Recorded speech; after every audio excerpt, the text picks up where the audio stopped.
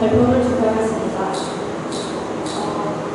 저는 이번 대전 전민중학교로 교실수를 봤는데요. 거기서 이제 7명의 교실수생 중에 목표교사를 맡게 되어서 대부분 연구수업을 진행하였습니다. 제가 이야기하고자 하던 연구수업 계획의 내용, 그리고 제가 직접 쓴 교수학습 과정관, 그리고 연구수업을 통해 느낀 점에 대해 이야기해보고자 합니다. 원래 교수학습 과정관을 제가 20페이지 정도 시간을 써서 모두 붙이고 싶었는데 7페이지 정도 이렇게 제한이 있었던 것 같아서 그 중에 지원만 받아봤습니다. 평가대회. 저는 제가 연구수업을 계획하게 된 배경은 제가 기획해서 그런 전민중학교는 연구학교로 AI에 대한 연구, 그리고 예술학교, 그리고 또 과학 관련한 연구학교로 수업을 진행하고 있는 학교였습니다.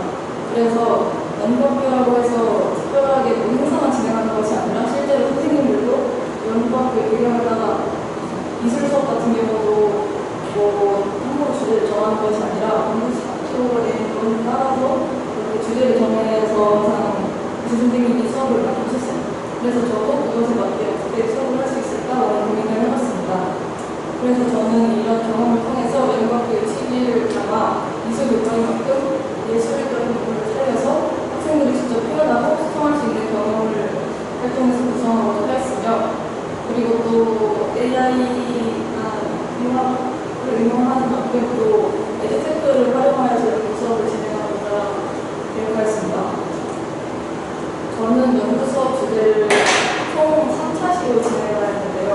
주제는 픽토그램으로 쉽게 말하면 비상도 표시 같은 것을 만드는 수업을 진행하였습니다. 그래서 제가 연구 수업 주제를 픽토그램으로 선정한 이유가 수업을 다 끝나고 종례 이후에 선생님들끼리 참여한 연수에서 학생 공동 수업에 대한 연수를 학생 공동 수업에 대한 것을 다른 학교 수업 선생님이 진행해서 보는 경험이 있었습니다. 그래서 거기에서는 학생들이 부정행동을 할 때 어떻게 긍정행동으로 변화해야 하는지, 그리고 그것을 신호등으로 활용해 긍정행동, 부정행동을 구분하는 수업을 진행하였습니다. 그래서 이것에 참관하여 픽토그램에서도 색이 가지는 긍정적인 의미와 부정적인 의미에 주목하여 세 개의 의미를 활용한 픽토그램 제작을 연구 수업 했을 때 진행하였습니다. 다음은 제가 했던 수업 계획이랑 평가 계획입니다. 단어는 디자인으로 표현해서 책으로 활용하여 어떻게 시각적으로 의미를 표현할 수 있을까에 대해서 창의적 문제해결 학생 교육 교수 방법으로 진행하였습니다. 그리고 성취 기준은 색과 기호의 의미를 이해하고 학급 규칙 내용을 효과적으로 전달할 수 있는 프로그램을 표현하는 것으로 계획하였습니다. 제가 작성한 과정안입니다. 핵심 목표는 픽토그램에 사용되는 색의 의미를 알 수 있다, 그리고 색을 활용하여 픽토그램을 표현할 수 있다 했습니다. 제가 수업을 많이 하면서 느끼기 어려웠던 점이, 제가 학교에서 모의 수업을 했을 때는 선생님이 설명을 하는 것 위주로 학생들은 거의 듣는 것을 위주로 수업을 진행하였는데, 수업을 하면서 지도 교수님과 피드백을 받다 보니 다 설명하기보다는 학생들이 직접 떠오를 수 있는 상황을 주요하다고 이야기하셨어요. 그래서 저는 계속 발문을 통해서 예를 들면 빨간색, 노란색, 초록색, 여기에 해당하는 색의 공부에 우리가 무엇일지 신호등이 있을 수도 있고 휴대폰 배터리가 있을 수 있고, 그리고 초록색은 긍정적인 신호일까 부정적인 신호일지 이런 것도 한번 퀴즈도 내주고, 그런 학생들이 색에 대해 처음으로 이해를 할 수 있게 도입을 동기유발을 진행하고, 그 다음에 학습 목표를 제시하여 학생들이 이번 시간으로 할 수 있는지 인지할 수 있게 도와줬습니다. 그리고 각각의 색의 의미하는 것을 직접 픽토그램을 띄워서 어떻게 연관이 있을지 학생들에게 질문해보고, 그리고 실제 사례, 노란색 같은 경우는 이제 부딪히지 않도록 이렇게 전봇대에서 있는 것을 통해서 학생들에게 일상에서 픽토그램 사례를 떠올릴 수 있도록 발상을 도와줬습니다.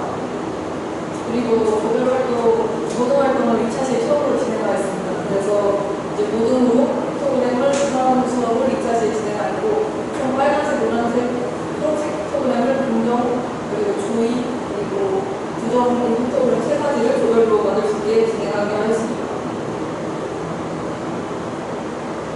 그리고 주제를 또 학교 도식이라는 공간에 갇히기보다는 학생들이 생각을 넓힐 수 있도록 하여 여러 장소를 계속 떠올릴 수 있도록 마인드맵을 짓도록 하였고, 그리고 이제 그별로 세 가지 프로그램을 구성하는 것을 다시 수업을 하였습니다.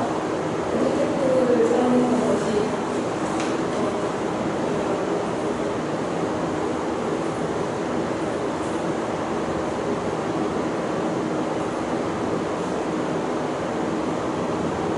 이렇게 테슬렛으로 제가 만들어서 학생들이